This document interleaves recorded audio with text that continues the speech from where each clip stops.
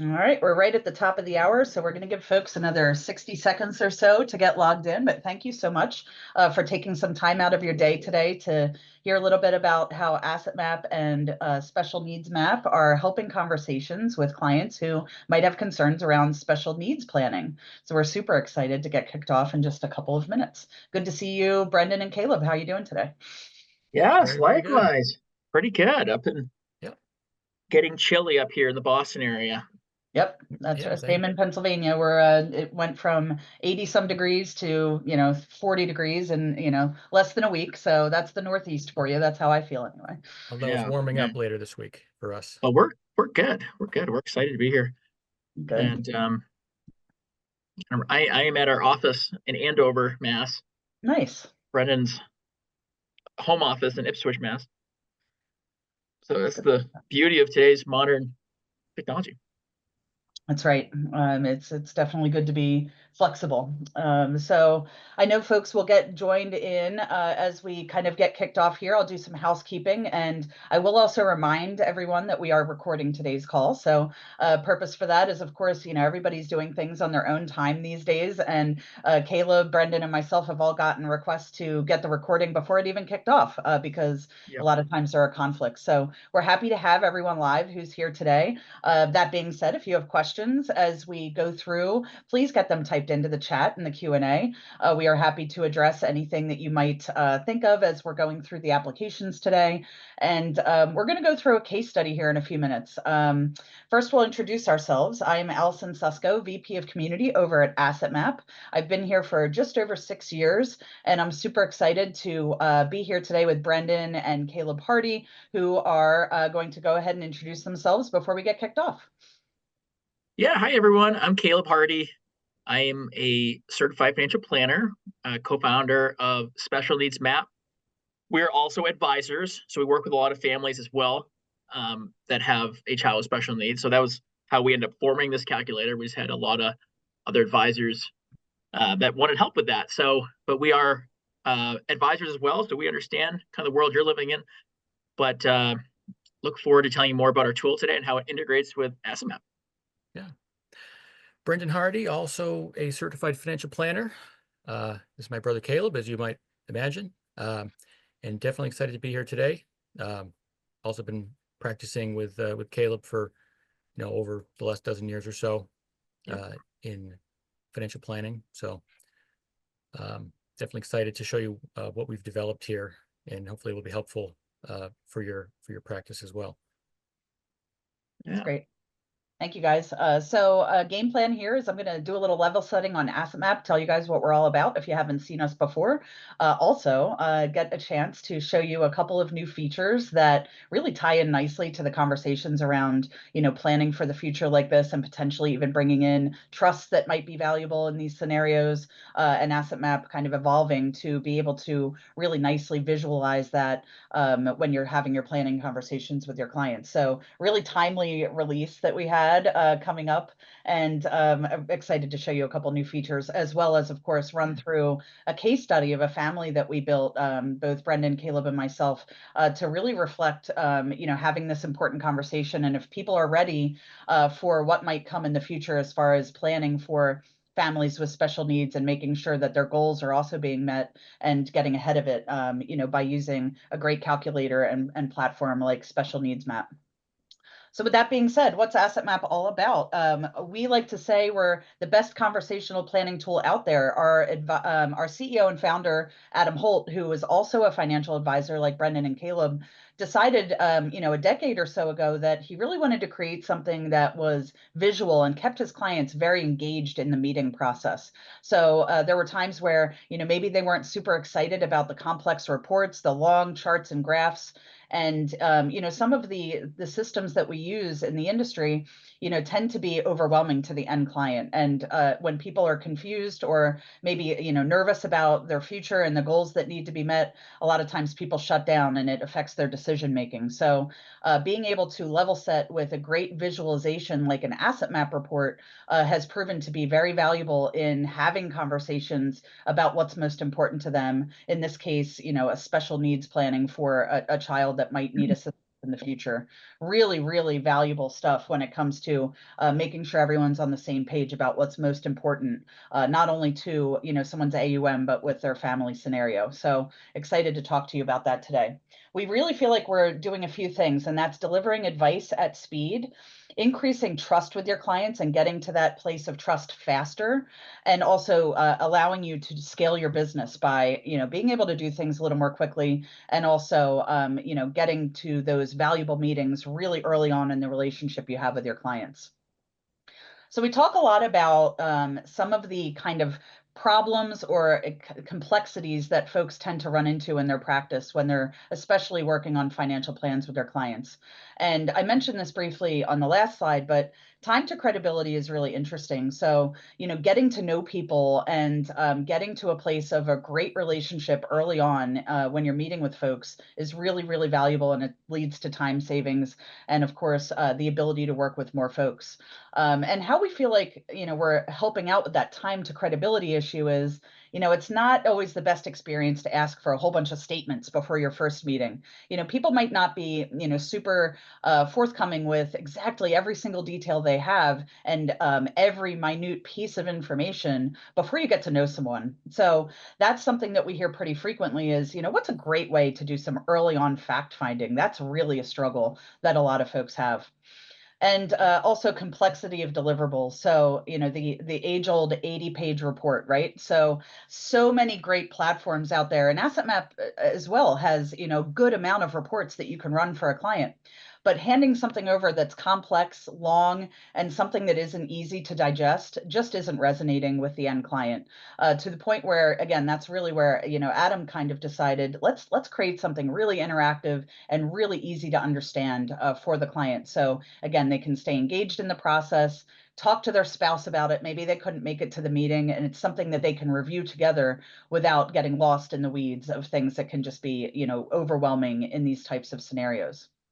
And also being able to scale advice. This might be the one I hear the most, when I'm talking to financial professionals such as yourselves is, gosh, I have, however many clients, whatever your book of business looks like. And, I feel like I do a great job with a certain percentage of them. They're folks that maybe I have a financial planning fee engagement with, or I tend to meet on a regular basis. But I really wish I could give some advice more quickly to folks that maybe don't have a complex scenario. Maybe they just need a little advice on, if they need to be saving a little bit more every month, or maybe planning ahead for education for their child. And I want to be able to do it quickly so that I can help more people. That's definitely another thing that we hear pretty frequently. So where is AssetMap most impactful? And I'll show you what we, kind of some features and what the system looks like here in a second. But where do we find that it's really the most impactful? And it's really in 3 different places. Initial fact finding. So I mentioned, let's do some kind of easy, quick fact finding with our client to make sure that they know we're after their best interest. We want to get to know them and what's most important to them. And using visualization to do that is really a great benefit. How about times during recommendations and advice? So we're going to jump into this case study in a couple minutes and talk about the Marchand family who, really has some advice needed when it comes to planning ahead for their special needs child.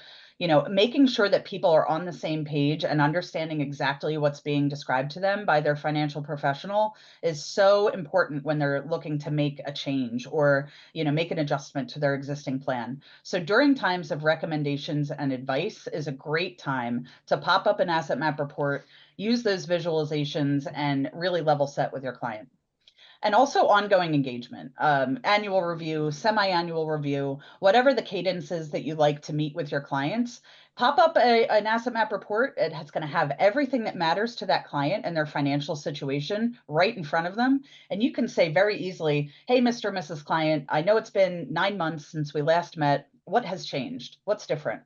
Well, my spouse is still, in this role, but they've recently gotten a promotion. Things like that tend to pop up really quickly when you're looking at something that's visual instead of necessarily just a report.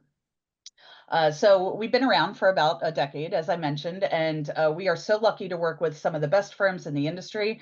Clearly, they're not all listed here, but we have great relationships with, independent advisors, broker-dealer affiliated advisors in the industry, and also, super proud to be recognized by some of the industry publications out there and kind of events that are held.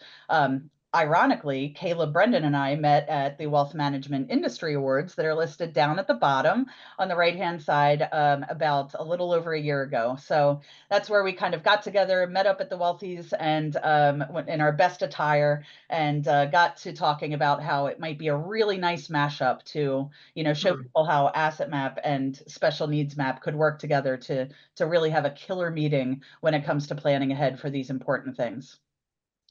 So just a couple more slides, and then we're going to jump in and work on our case study together. But, there are 3 ways to get data into Asset Map, and I think this is really important. Manually, through a discovery interview, and also integrations. So I never want anybody to be, scared when you see a manual data entry. When you think of that, you can think of some really complex systems out there that can be very time-consuming to put manual data entry into. But what you'll find is, and it's something we're going to actually do today, is when we say manual, it's more of an interaction between you or your client and your prospect. So when we're running through this with Caleb and Brendan today, you're going to see how easy it is to pop up a box in the Asset Map report and go ahead and update it on the fly when you're having that conversation. Our discovery interview is going to be something that is actually a direct-to-client fact finder. So being able to, check out that QR code, you could actually scan it right now if you wanted to and check out the experience for yourself. But when we talk about, getting to that place of trust early on in the relationship with your client, really what we're talking about is, have them fill out a little bit of information about themselves and whatever they're comfortable with before you even meet with them. So you get a notification saying, hey, Caleb and his spouse, gave a great discovery interview, and now it's listed in your Asset Map. You as the advisor can go in and review that, giving you insight in what you want to talk to them about in that upcoming meeting. A really, really nice way to get that relationship going without having to ask for statements necessarily. And we also have a lot of data integrations that we're kind of moving data, especially into build an Asset Map report from some of the firms that you see here listed on the screen. So really great list of companies that we interact with and have API integrations helping pre-build that Asset Map report. All right, so here's what it looks like if you've never seen it before. We like to say a picture is worth 1,000 decisions. So as clients, jump in here and they get to see exactly what their financial situation looks like, and everybody who matters to them financially, they're able to make better decisions. So you can tweak this map. You can look at it in many different views. I can have a discussion about the business interest. I can have a discussion about the kids like we are in just a few minutes. And, we can tweak this and click items off and on to support that conversation that we're having with our client. So you can see here on the map, there's a lot of things to consider here. We've got SMB printers. We've got grandma who might be tied to us financially in some way, a trust for a child, lots of things that are important to discuss. Let's make sure that we're making it valuable by having the right items on the Asset Map report as we go. As you can imagine, business owners absolutely love this system so that you can, talk about what's kind of separate from their family situation and more related to their business situation. Really makes that conversation flow nicely. So we're going to really focus on a couple things today, and but I wanted to let you know that there's lots of features that are going to help you support your meetings and your planning with your clients, specifically around conversations that you're having with them. We're going to talk about stencils today, and to give a little bit of an overview about stencils, we kind of consider it almost like Netflix. So when you think about Netflix, you think about logging in. Maybe you're going to relax later at night with your spouse and your kids, and Netflix is going to suggest to you, based on what you've watched before, we suggest that you watch these 5 shows or this movie. What does it kind of relate to you? So those of us that have kids watching our Netflix accounts, you're probably getting recommended to watch Bluey and Moana and shows that maybe you're not checking out on the weekends when you're relaxing. But Netflix knows what is valuable for certain demographics, right? And Asset Map does the same thing with stencils. We have some custom stencils you can build. We have pre-built stencils that are in the system. And what they do is it's basically giving you conversation points to say, based on what we know about this person or based on this demographic or niche, this type of family would tend to have these items, right? So maybe you work with folks that tend to have a lot of special needs family situations, or maybe you tend to work with folks that are executives at companies and have a lot of stock options, and they tend to have a lot of the same items. we're going to save you time by building out those boxes based on a certain topic or demographic and allow you to then pre-fill them in the meeting with your client at ease. So that's really what we're going to focus a lot on today. But definitely connect with us to find out more of what we can offer to your clients and for yourself and your practice. Couple new really quick features that I want to highlight because they definitely kind of speak to what we're talking about today. And then we're going to jump into our live case study with Brendan and Caleb.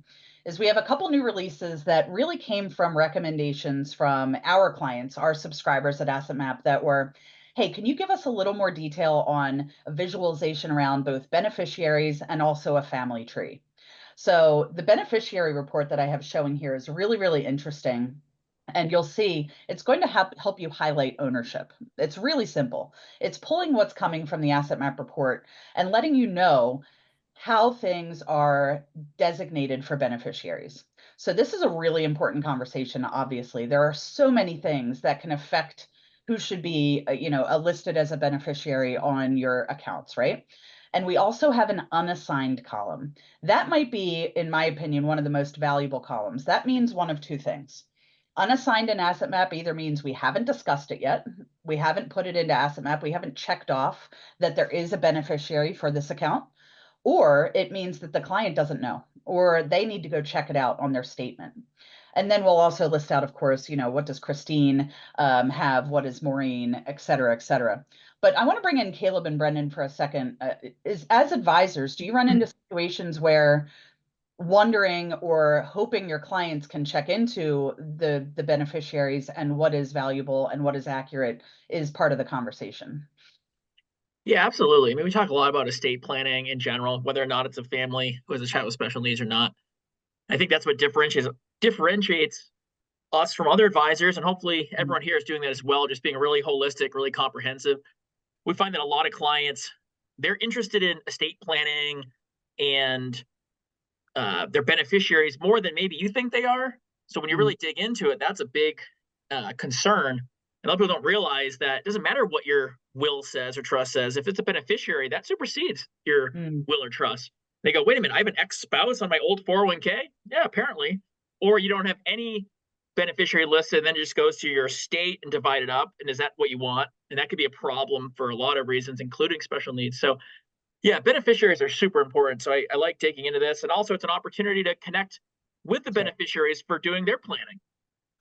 That's exactly right. I love that. Thank you for that perspective. And that's what we were after. And we've heard too many stories about, situations after the fact that have become super messy with probate and estate and taxes that could have been, avoided in a better situation with beneficiaries and just the length of time that, I'm sure it adds to a lot of different scenarios. So we wanted to really facilitate the conversation. That's what Asset Map's all about. You said it, Caleb, is let's make sure that, maybe it's as easy as updating an asset map and you have it all under control, but it brought up the conversation and it made everyone kind of inspect what is the most important for them when it comes to their beneficiary designation. So thank you. Also TOD or POD, I was just thinking that's something that would not, it doesn't matter what your will says. If you have somebody on your bank account, it's going directly to that person, even if that's an ex-spouse, most likely. Yep.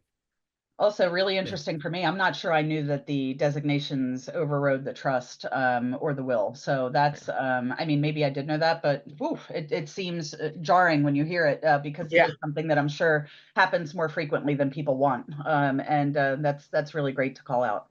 And really hot off the press, I want to say it was released today. And I know that sounds like some kind of like infomercial thing, but I'm 99% sure that Asset Map made this available in general availability today. And it's our family map, relationships map is what we're calling it. So we've gotten requests for years. Asset Map itself is, while fantastic and really one of my favorite reports I've ever seen in financial services, it's pretty static. You have your insurance at the top. You're going to see it in a minute.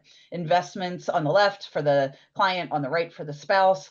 And it's not tweakable in that if I want to kind of customize what this family situation looks like for a conversation we're having, I can't really do it in the asset map report. That doesn't mean it's less valuable, but we've had so many requests to say, I just want to look at what's the generational situation with this family. I'm starting to work with the kids. I'm working with, maybe generation one in this case. I'm starting to work more with Ben and Betsy in this situation, and I really don't know much about Sarah or Thomas, and there's an islet involved. And it's just so much more easy for me to explain this to my clients and talk about what's most important if I could have a adjustable, customizable kind of relationship map of what's going on in this family when it comes to businesses and trusts and dependencies that, you know, might be customized based on family situation. So this is something that you can now build to include in your presentations with your clients in Asset Map to really talk about what's most important and who's most important and who is dependent financially. And I think you said it best too, Caleb. You know, working with, you know, folks in later generations for advisors, this is hugely valuable to make sure that everybody knows that, you know, you're on the same page. Absolutely. All right.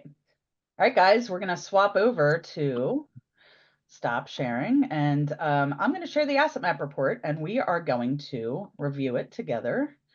Let me make sure I'm not going to get logged out. All right, here we go. Share screen. So we have the March hands. Can you guys see my screen okay? Yep. All right, great. So let's bring Caleb and Brendan more into the conversation here. Sure. And let's review this case. So we have, as I mentioned, and you saw kind of a brief asset map before. I'm going to give a quick overview and then we're going to dig into what we see here in this case. So we have James and Marielle in their mid-50s. Looks like they have 3 kids, Michael, Amanda, and Lincoln. And Michael is special needs in this case. He is 21 years old.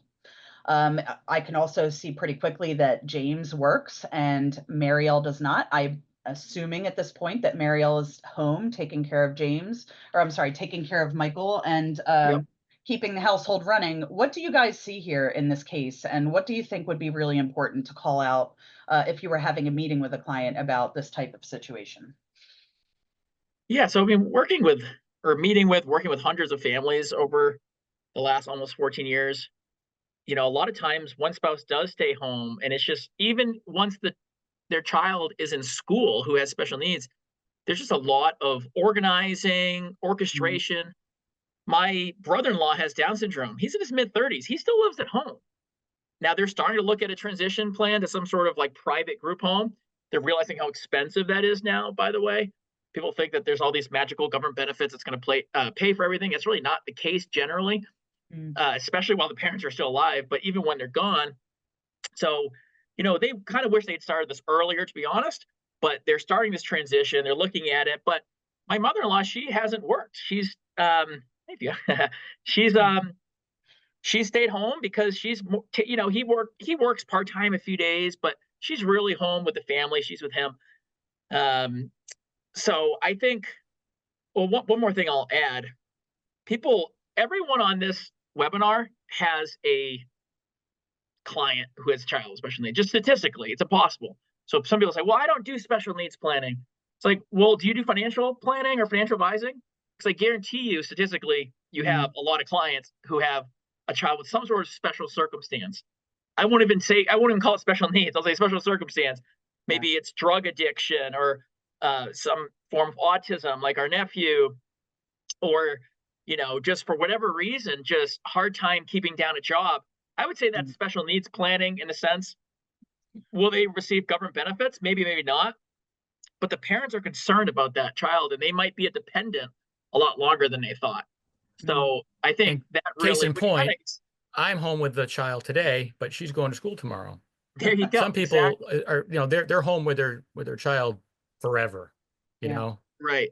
It's different. So going back to this, what I see also is that Michael is 21. A lot of states, they age out once they turn 22. So, you know, public school, they can stay a little longer usually, but generally 22, they're going to have to find a day program or work. So probably a combination. I see the IRAs, Social Security, kind of saying, okay, you know, he's going to be eligible someday for percentage of that Social Security, but that's probably not going to be enough. And without our tool, there's really no way of calculating what the need's going to be in the future. But just kind of eyeball, yeah, it looks like the Social Security could be low for what Michael will need someday. I don't see, you know, a lot of things that hopefully the stencil will solve, like trust, etc. But yeah, kind of a classic though, 50-something-year-old couple who I think would just get a lot of value if we really drill into Michael's situation. I think that's going to win over the rest of the assets too. That's a great point. Question is, before I jump into stencils for the audience who might not be super familiar, is this mostly laws and benefits at a national level, or is it more at a state level? Do you guys, is there something you could Yeah. on with that? It's a lot of national. I'd say the big ones we kind of focus on are national. Like SSI, SSDI, Section 8. There are some, a lot of those, Medicaid, which is, administered on a state level. That changes a little bit state by state, but the heart of our tool is meant for all 50 states. And A I lot think of people don't want to count on state benefits because yeah, sometimes they're not quite as, people don't think they're as stable. If you're looking decades ahead. right. Like Yeah, national. These are definitely federal government benefits, the cornerstone that we're talking about. That's great. So as you look at this, we might realize that it looks like they've taken a lot of effort to do what a lot of traditional families do, right? They're thinking toward retirement.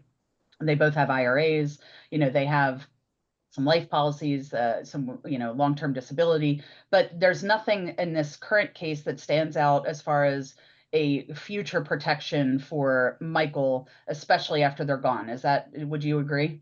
I would agree. I mean, I don't see an ABLE account. I don't see a special needs trust. I don't see any permanent life insurance. I think that's term, which, I can talk just from a tax perspective. As people might know, trusts pay different taxes than people do, and very high taxes very quickly. So generally from our practice, we don't love qualified money like IRAs into a special needs trust. We prefer things that are tax-free, like permanent life insurance. So that's something that we'll kind of loop back in later. But I think, if someone just had term, I think term is fine if you don't have a child who's going to be a dependent potentially for life. A term is meant to solve a temporary problem, but this is a permanent problem. So it needs a permanent solution. So that jumps out at me. Okay, great. So, next up in kind of our game plan here, this might be a really great situation to add in a couple stencils. And this is a very simple stencil in this case, and they basically speak directly to what Caleb just said. Let's present to the client visually when we're having this meeting, hey, folks in a situation like you, kind of like what I was talking about with Netflix, folks who have, a child that they're planning ahead for special needs in the future, they might need, some additional, some additional planning to be done ahead of time to make sure that you're all set. You all can meet your future goals. You're not going to run out of money to take care of yourself and your family, but also that you're confident and you have you're insured that Michael is going to be taken care of in the future, especially if you're no longer around, because I also have close family friends who that's been their fear and their concern their whole life is how can I make sure that my loved ones are taken care of as much as they need to be if I'm not around. And I can't even imagine what that feels like. And some of the only ways to take care of it is at least making sure they have the funds needed to cover that. And that's at least peace of mind for folks. So I'm going to show you all how to include a stencil. And like I said, this is not super complex, but we have in my stencils here a stencil for special needs families. So I'm going to go ahead and click that. And you're always going to have a couple options in the stencils for Asset Map. And remember, like I said, this is going to add a box or boxes to our Asset Map report to give us that placeholder to talk to our client about why this might be important. And what you're going to find is when someone sees something on the Asset Map report, even if it's not theirs yet, or they don't have ownership of it, it's going to be something that they can visualize, they can understand because it's clear and right in front of them. So in this case, we're not going to apply a household stencil. That would be in a situation where we say, let's start from scratch. We have a completely empty asset map. Let's just put some boxes in there that would look almost like placeholders for what we have already. But in this case, we're just going to be talking about Mr. Client and James, and we're going to apply a stencil and see what that says. And that's just simply going to pop up a insurance for special needs trust placeholder. So you can see that wasn't there before, and it says insurance for special needs trust. We don't know where the policy's held yet. We don't know where any of it's held yet because this is just a conversation point. because we don't know how much they need to solve for yet. That's where a special needs map comes in. Mhm. And we're also going to put that dollar placeholder in there because we found that when you put 0, it's just got a kind of a negative connotation. And putting a dollar in there is almost like a reminder to say, hey, this is something we need to talk about. Let's update that value and make sure it's reflecting what you need. And we're going to add another stencil. So I'm going to show you how you can do it. We did it for James. Now let's add a stencil for Michael. Caleb and Brendan mentioned that it might be valuable to have what's called an ABLE account. So let's go ahead and go back to special needs family. We're going to say no, not entire household. We're going to say for dependent number 1 and Michael. And what it's doing is, as you can see, it's listing out the entire family that we've had here in this asset map and giving us the option to add the placeholders for that particular person or the group as a whole. And we're doing this person by person. So then we have an ABLE account, and that ABLE account is also kind of, you can see, yellowed out, and that's showing us that, again, it's not a real asset yet, but that's something we're going to talk about. And if I were to bring in, let's say I'm going to uncheck Marielle and I'm going to bring in Michael, you can see the ABLE account is over on the right-hand side for him as well, because, you know, that's a situation of, you know, ownership and beneficiary, almost like what we were talking about before. So that is going to be a place where we can have the conversation. We can now talk about these things that are so important and, you know, go in and solve for exactly what's needed with the special needs trust folks. So we're going to get back to that stencil, but I would like, if we could, have Caleb share his screen. And now that we know there's a gap, and there's, you know, some things that we need to discuss, let's see exactly what they need to do now that we know how much James makes, you know, how old they are, and so on and so forth. Absolutely. Thanks, Alison. So, you know, in our experience, a lot of times, you know, parents that we're talking to, let's say 50-something-year-olds, 60-something-year-olds, even 40-something-year-olds, their big concern is like, yes, here now they're planning for education, retirement, estate planning, life insurance, you know, just overall performance of their investment. That's great. But if they have a child with special needs, I guarantee you that is one of their top 2 or 3 concerns is what happens, particularly when we're gone. That's what keeps them up at night. They don't want that child to be a burden, quote unquote, on the other siblings. I hear that all the time. So they don't know what that number is. They go, is it million, 2 million, 3 million? We have no idea. You know, in some cases, they've even done a special needs trust. We go, great, you set up a special needs trust. Do you know how much needs to go into that someday? Or do you know which assets will go into that someday? Again, you don't need to be a specialist in special needs financial planning to have this tool. This tool is meant to be very basic that anyone can take a stab at and just give you a rough idea of what they're going to need when they pass away. So this is when this couple passes away. We'll say when they're 90, that's when we have a life expectancy. How much do they need left over to fund Michael's needs, which will be in his special needs trust, obviously. So 53 or 55 and 53. Caleb, you can change the report name too to Marchand if we were saving this report, if you were. I mean, well, I would. Yeah. Is the child legally blind? If so, the amount of income that they can earn before they lose certain benefits automatically increases. We update that every year. What state are they in? We'll say Massachusetts, because that's where Brent and I are based. Can the child drive? Can they grocery shop? This is just kind of basic fact finding. Annual cost. And by the way, we're often doing this with clients or prospective clients over Zoom. Sometimes they're in our office and we have our computer set up, but this works really well over Zoom. We're just saying, hey, you're gone someday. What do you think Michael spends on clothing? I don't know, $100 a month. Okay. You're no longer here. Do you want Michael to still be able to take vacations once or twice a year? What do you think most families are going to say? Yeah, of course. Especially if his sibling ends up in California, right. We want to be able to pay for that, to visit each other. Every year they go up to Maine for a weekend. We want to make sure there's money for that. Okay, so let's put $3,000 in for vacations. Does Michael like going out to eat? Loves going out to eat. Okay, well, $150 a month is probably low, to be honest, but we'll put that there. Electronics, new iPad every few years, iPhone. That's we can add a custom cost. My brother-in-law loves bowling. I'm gonna make that $100 a month bowling. And you can choose the intervals at a monthly or annual cost. Anything you could add to that, Brendan? I'm just gonna. No, it sounds good. I mean, that's the fact-finding page there where you can help you would go slower with the with client. the That's client, you where can help talk through all these things and say, well, what is not getting paid for? And if, if you Right. don't put it there and it's not planned for, it won't happen. It won't happen. And honestly, I think half the value of this tool is just having the conversation. It's knowing what questions to ask. Like, you may not even know to ask, hey, how much do you want to budget for electronics? Like, I mean, that's kind of, who's thinking of that? Even we forget that, we use this tool. It's helpful just to remember. It's like its own built-in fact finder. Housing options. So what level of supervision is required? I would say most people that we're working with are going with quote unquote moderate. This is like a private group home where someone's buying into. So even my brother-in-law with Down syndrome, our nephew has autism.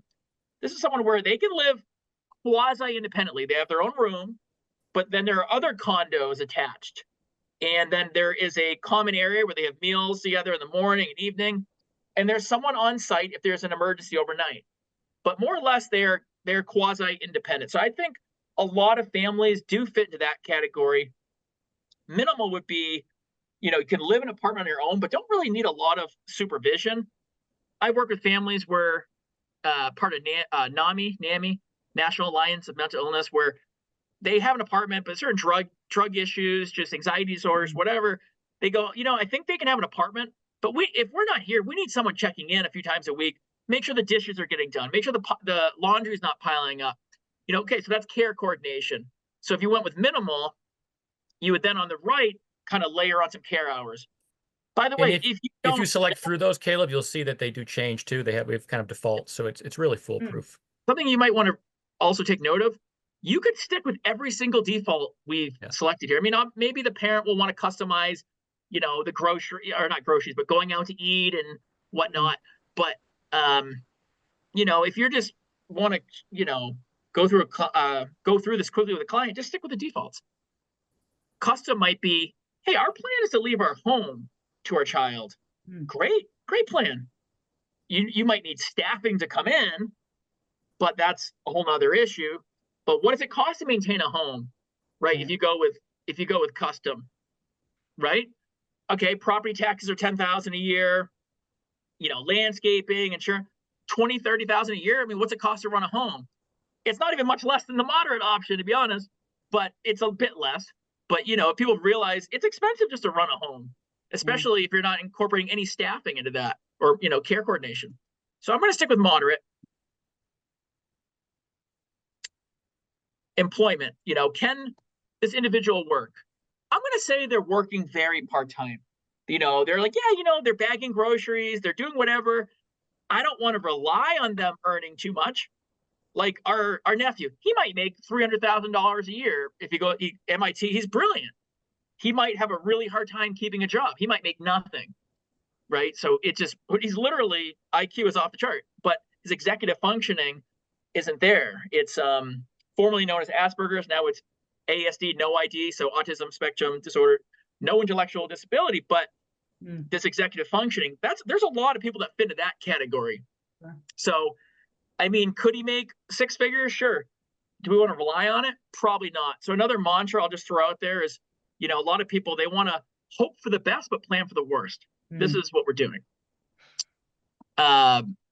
Optional could be like someone who says, oh, we're getting $1,000 military benefit that would go to my dependent if they have disability. You could enter that in as optional. But usually we're just doing the annual or a state benefit if people wanted to count on that. Say, hey, we know we're getting X amount from DDS. Like we know DDS is going to kick in. Most people don't even get that nitty gritty, to be honest. Social Security 3,333. That sounds very specific. Well, that's 40,000 a year divided by 12. So we thought that was a decent average. And then last page, you want to hit some of these? Sure. Yeah. All the things you might not think of, we put on this page here, just kind of the numbers, tax prep, money left over in the trust, just all part of the calculation, rate of return, inflation, tax payments. It's a kind of a hit or miss thing. You have to, we don't know what the taxes are yet, but you can put something in, You assume the trust will be paying some taxes. Right. And probably high taxes. Yeah. And annual tax preparation. Oh yeah, by the way, while the parents are alive, let's say they have a special needs trust set up, but it's a grantor trust most likely while they're alive. So they're not filing a special tax return for that. But once they're gone, it becomes irrevocable if it isn't already. Now they have to file a tax return every year. Oh, most likely hiring an accountant to do that. Right. That's That's a small cost compared to the trustee fees, though, which, it's usually advised to hire a trustee because it's really a full-time job with lots of, there's some liability there for I the. was talking to someone the other day. I don't even know who it was. I forget if it was like a friend or client. And they were saying how their plan was to have their trustee be their other kid. And I said, like, well, that may not be the best plan. The kid's like probably 15 years old. Like, well, someday they're going to be a great trustee. I was like, do you know how much work that is to be a trustee? I hope my wife doesn't accept to be trustee. It's a ton of work. You have to keep up with the, laws, regulations. You're dispersing checks constantly because the child can't receive any money directly. They have to go directly to the provider. I mean, it is a serious job being a trustee. Now, we often recommend maybe a co-trustee, maybe a family member and a professional, or you have a professional, but then you have the family member be like a trust protector where they can fire the trustee if they're not doing a good job. That might be honestly the better way to go. But anyways, whatever you end up doing, if there's a professional involved, it's going to be $5,000 to $10,000 a year, probably at least. But let's hit. Right. Any guesses?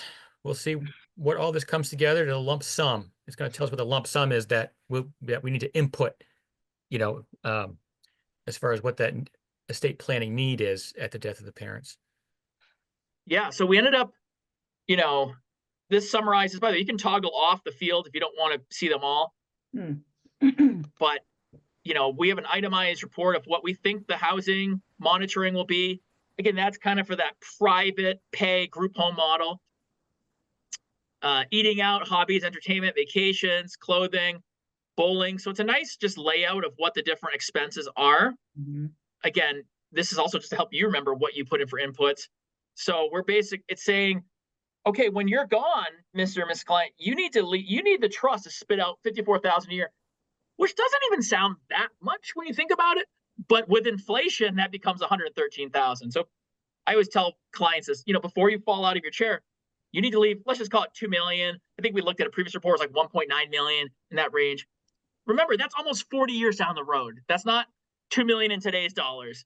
So, that might be $800,000, $900,000 in today's dollars, which is still a lot, but it's a lot, it seems reasonable if that's going to spit out, because he's going to be 60 and live till 90. That's 30 years of paying for someone's living expenses. It's not, unreasonable to think they might need that. Yeah. And your job is to figure out how to try to grow that asset over that time period to hit that mark. Yep. Yeah. And then we have either you're funding an investment account or you're setting up a survivorship life insurance policy. You're saying, okay, let's leverage pennies on the dollar. By the way, it's income tax free. That's pretty cool. So maybe, you put $10,000 a year into a 15, 20 pay whole life, universal life, and that's going to eventually be worth, $2 million at age 90, right? With dividends or whatever. So we think that's a good way to go, but you also could look at investments, Roth IRA, whatever. This is a nice little amortization table that just kind of shows when the parents die, the child is 59, there's $2 million in the trust, but then we see that getting drained down. And then all that's left over is when Michael's 90 and he dies, all that's left over is what we told the calculator, just the $25,000 to pay final expenses. Very, very interesting. No, that's great. Certainly has the details that people need along with just totals. So, I mean, it's nice that you're able to kind of see the sums and also see the details. I love that part to just even, like you said, remind what you spoke to someone about. Now, so what does that tell us if we want to jump back into our asset map report? What does that tell us from your advisor perspective, what we need to think about as far as an amount for the life insurance that we want to put in place? So, I mean, it's up to them, right? I mean, I would say some people will say, okay, we need $2 million. We want to just do, and again, future dollars, $2 million. So that might be a $800,000 whole life that inflates to $2 million with dividends, right? Right. But let's just say it's a $2 million guaranteed universal life. It's just $2 million now and forever. That's fine too. Because what if the parents die early? Right. So sometimes we'll go that route, or you'll say, listen, we're going to have plenty of assets. We're projected to have $5-6 million anyways. maybe we do maybe we target $1 million of life insurance just as a hedge, and then we plan on the other $1 million coming from, our brokerage account that is projected to grow that much. So you can go either way, but I would probably just plug it in as a $2 million future death benefit for the life insurance. I think that's fine.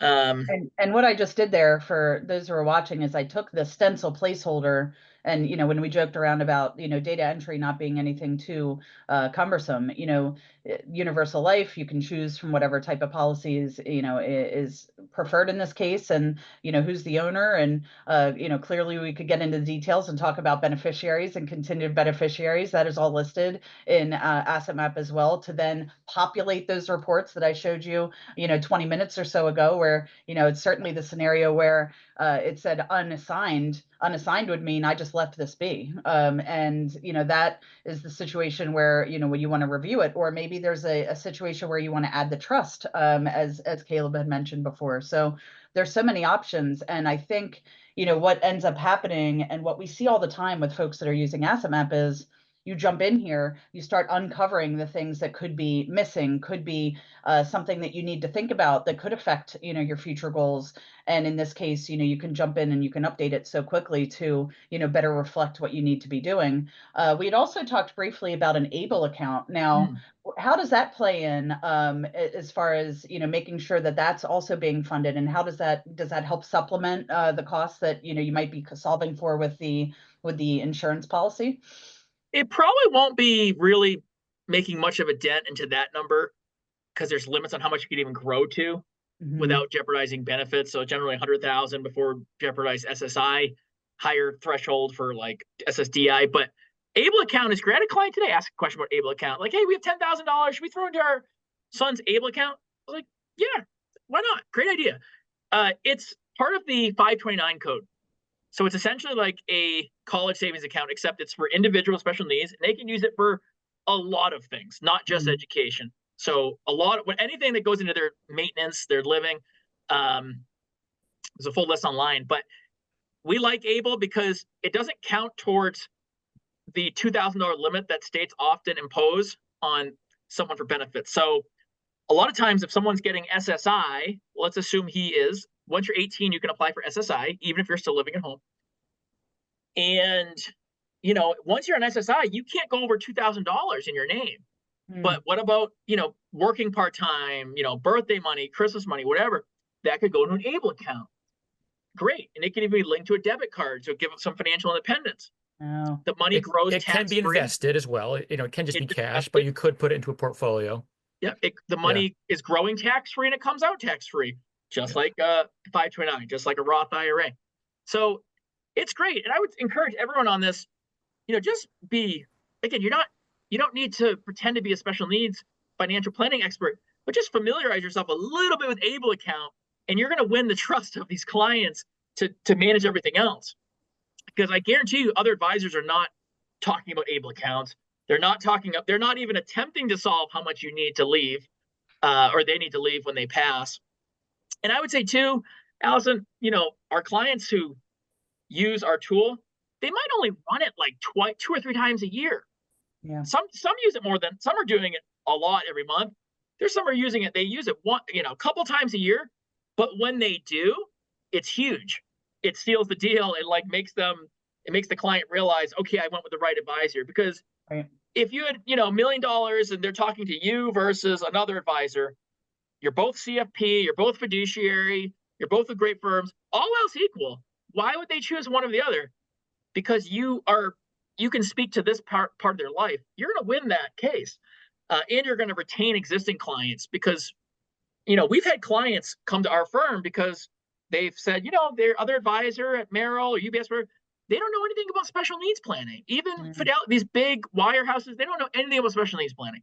They recommended a special needs trust. That's about it. So, I mean, you're going to be light years ahead of your competition just by talking about this, being somewhat familiar with these concepts. But yeah, ABLE account is great. Setting up a special needs trust is great. Hopefully people understand the importance of trust. And just 2 seconds on that, Alison. So a special needs trust, if you left $5 million to a special needs trust, Michael would still have $0 in his name. It's not because it's not Michael's money, it's the special needs trust money. The special needs trust is for his benefit. So it's kind of, I don't want to say loophole, but it's designed to supplement, but not supplant government benefits. So that's important. So you can, if the money went directly to him, he's going to lose all his public benefits or many of them. So it's a way around that threshold. That's really helpful.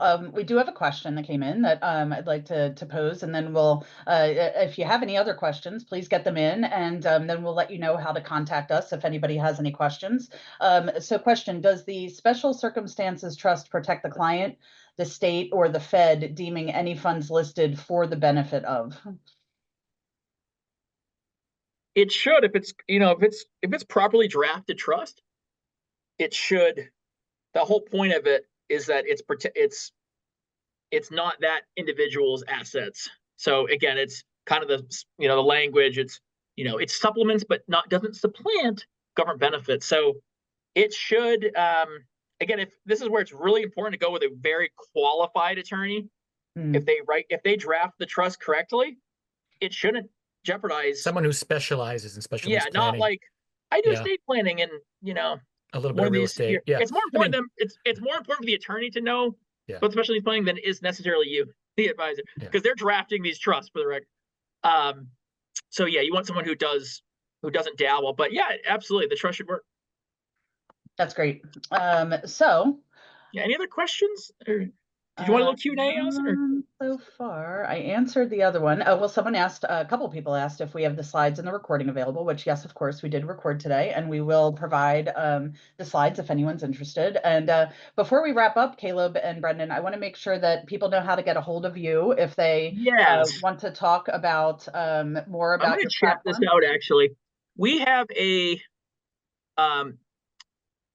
coupon code, Asset Map 10. I don't know if capitalization matters or not, so I'm going to put it that way. That's 10% off forever. Nice. Our tool is $174.25, by the way, but if you pay annually, it's 25% off, which a lot of people do. So we feel like it's reasonably priced for what you're getting. This gives you another 10% off on top of that. But I'm going to put our email here. You can just send it to this. And then, of course, specialneedsmap.com is the URL. Yep. info@specialneedsmap.com. And the website is specialneedsmap.com. That's great. And I'm throwing in asset maps as well. So clearly we would love to chat with you too. If you have any questions or you want to see more, just get a hold of us at hello@assetmap.com. And Brendan, you were going to say, we can only, get to so many people, which is really why we created this tool. And it's good to see it expand because we couldn't do this all ourselves, which is why we did create this tool. So we have a lot of advisors email us periodically just thanking us and being like, please never get rid of this tool. Because they're like, and these are advisors who do tons of special needs planning. We have some who don't do much at all, but some they're like, listen, it's not we couldn't try to figure out what you've done, but you're saving us so much time and it looks nice for the client. So, but there are just so many, there's way more families out there. And we've also been like, wait, why are you giving away this tool? Because then you could just work with all those families. Like, first of all, everyone's all across the country, but even if everyone was in the Boston area, we would still share this tool because there's too many families to help. Like, it's impossible, is what Brendan's saying. So we hope people, whether or not you use let's help them is what I'm saying. Yeah, exactly. Whether or not you use your tool, we hope you, really can help this demographic more. And it's a growing demographic. Yeah. So I think there is just opportunity for you to help them. And, the price for not helping is that, children might not get benefits. They might run out of money. They might end up, wards of the state. So it really is serious. Yeah. So. No, that's great. Protecting the children and the folks that need help, and then also, helping, the rest of the family meet their goals. It's just such a benefit all around. And I love that. And don't be intimidated by it. I would just say final thought. People say, oh, I'm intimidated by the concept, or it's like imposter syndrome. Like, I don't do special needs planning, so I can't. That's not true. Like, you can, if you saw the tool we just went through, you could do that. Like, you don't, again, you're not pretending to be an expert in special needs planning, but you're offering this projection as part of your overall holistic planning. I think that you may or may not even show the client the exact tool. You may not even show the client the exact tool. You might say, we came up with this behind the scenes. Real quick again, and I know we're wrapping up, but there is one more question. Fees specific to helping a client with such things. So the question was, how do you tend to charge fees for adding this into what you're doing with clients, or is it just part of your process? Yeah, I mean, we're getting an advisory fee, so we're earning a percentage of assets under management, presumably. So this is just kind of a value add as part of that. We are sometimes charging, maybe a planning fee as well. So that obviously is dependent on if they can pay that planning fee. So if cash flow is tight, then we may, that may not be possible, obviously.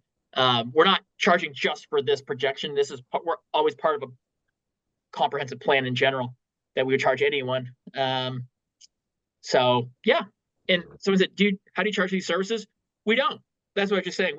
This is just kind of this is just another thing in your tech stack. It's just something that you're going to have behind the scenes that once in a while you're going to pull it out and it's going to help your clients or prospective clients. That's great. Well, I think that covers all the questions. I want to thank you both for being here today. And I think, having these conversations and uncovering these opportunities to talk to clients about what's important in Asset Map and then sending them to, tools that are very tactically solving that problem, like Special Needs Map, is such a sweet spot for us that, we love partnering with firms that are doing great things on specific topics. And I really appreciate your time today. And thanks everyone for being here. Yeah, thank you, everyone. Thank you, Alison. Thank you. Bye, everyone.